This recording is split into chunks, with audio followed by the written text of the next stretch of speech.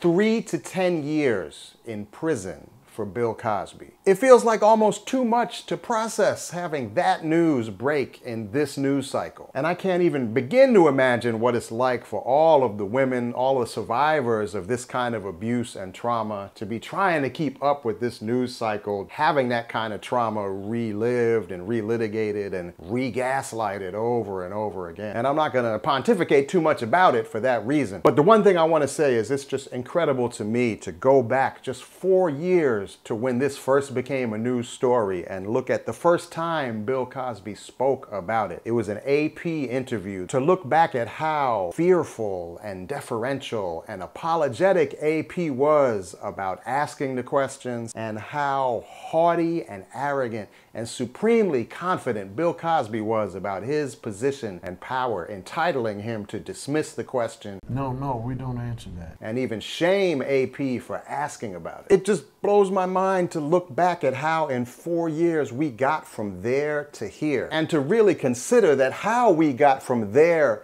to here is by all of these women, all of these survivors showing up and pushing forward again and again, even though they knew full well that when you look at how arrogant Bill Cosby was in his certainty that the status quo would hold like it always does, those were exactly the impossible odds they were facing. They knew that that was exactly the hostile audience the world would give them when they pushed forward. And they still kept on showing up. They still kept on pushing. So I don't want to lose sight of the big picture of these systems and structures that will remain even after this one famously evil individual goes down. But I just hope that even in the midst of all this news about awful men upholding awful systems that protect awful men, we can still just take a second to sit with this little bit of proof that things can begin to shift, and honor all the tireless, superhuman fortitude that took this story from there to here. And I don't mean to make it sound like our role as men is to stand on the side and clap, because the moral of the story should be, it ought not require tireless, superhuman fortitude to seek even a little bit of justice.